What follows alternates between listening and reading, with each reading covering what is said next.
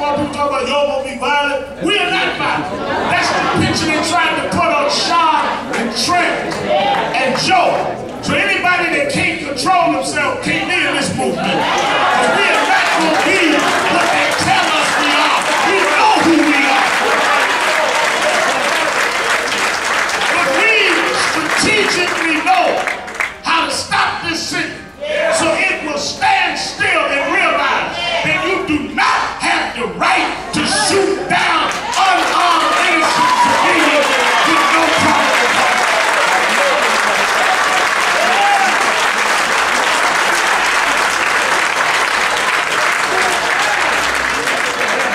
From there will be others. We're going from the day, and that day will be within the next 10 days. That's why I'm not even talking that. We're going from that day in the economic targets. We ain't not going to stop. We gave the state courts every room they wanted, even when we felt matters were not going right. We stepped back. We didn't disrupt the court.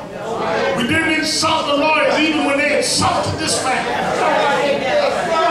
I didn't even go with company time. Let them do it. But they show now that they will not hold police accountable. Well, guess what? If you won't, we will.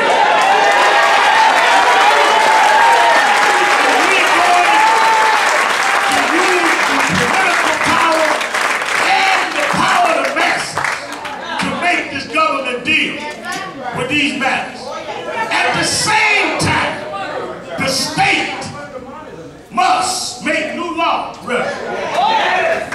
need a law that police should be tested for alcohol and conceived with any questionable crime. I ain't talking about the police commissioner saying it. It needs to be law. Second, there must be a special prosecutor in this state permanent on the matters of policing.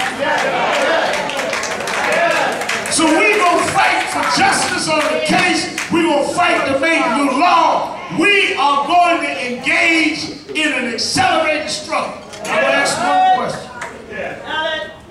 I want you to think about it a minute. If you're willing to be part of this Freedom Brigade, you're willing to engage in his movement, and you will control yourself and not become what they want to show. They were looking at us, they want to riot. So they said, see, we told you they were all violent. If you control yourself and even be willing, if it comes to that day to be arrested, we're going to sign people up at the counter when they leave. Some have already come. If you're willing to be part of that brigade, I want you to stand up right where you are. All right. That's enough. Let's go.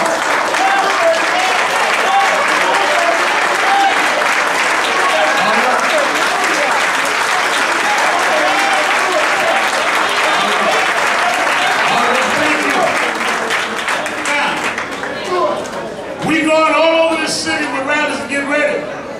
Because this cannot. This is the counter yesterday in the sentence. This ain't the period of the sentence. This story ain't over yet. That was the counter. We're going to bring the period and explanation point. Now, we always say we ain't taking no more. This time, we got to stay on it until we change what is going on. And we got to stay together.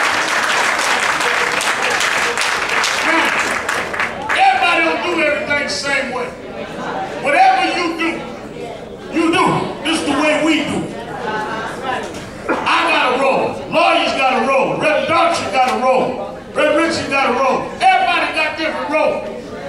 If you left here, headed down a highway, there's an 8-lane highway. Somebody goes 60, somebody goes 70, that's why they got a fast lane. The only time you get an accident is if you get in somebody else's lane. So just stay in your lane. Drive as fast as you can. And I'll meet you at the toll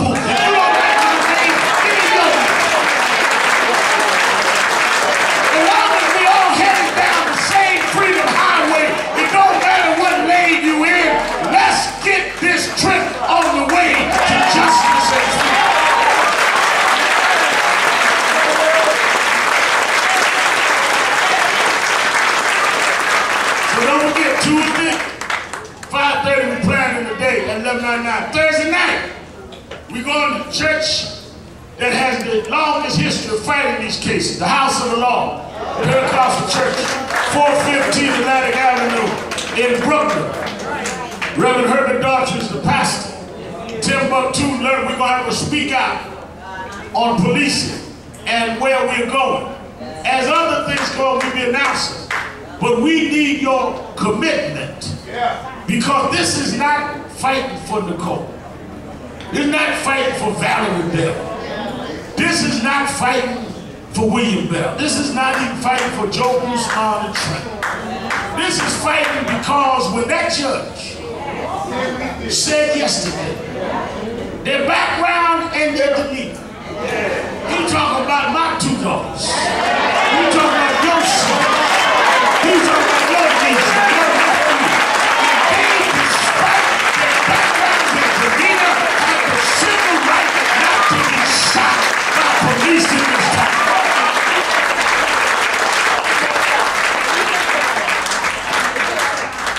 I did interview with a reporter yesterday, Miss Bell, CNN, and he asked me, he says, well, doesn't any of that matter? I said, when you get out the studio and you put your cap on to the side and put on your street clothes, because I see you like that. I said that on TV. What's the difference between you, Joe, Sean, and you? They don't know you a CNN reporter.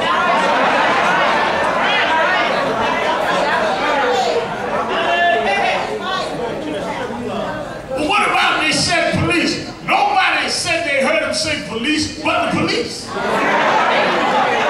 what other witness? Well, what about gun? Nobody but the police said they heard that.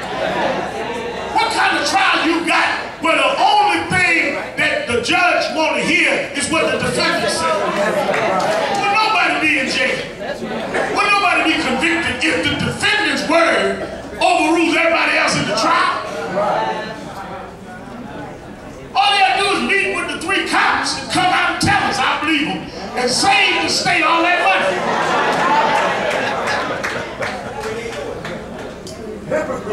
Let me say this. Before I go, we got another 30 minutes on the air. Before I go into our message, I want us to hear words from those involved. They did not speak yesterday. They wanted to collect themselves. They went to the cemetery to lay flowers and have prayer at the gravesite of Sean Bell.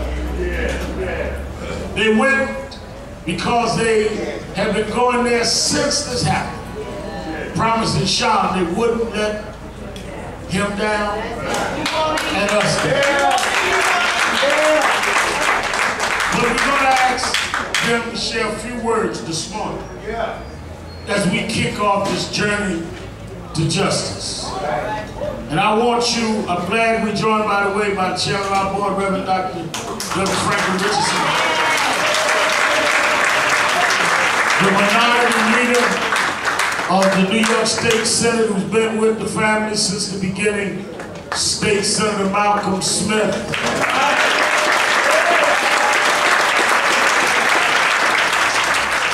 I see from the Bronx coming in, State Legislator Ruben Diaz Sr.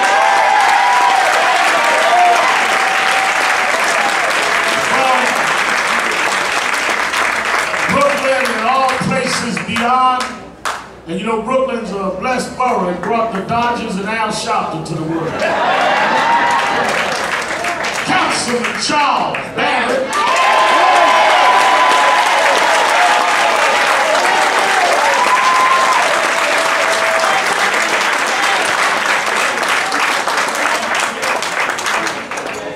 State Senator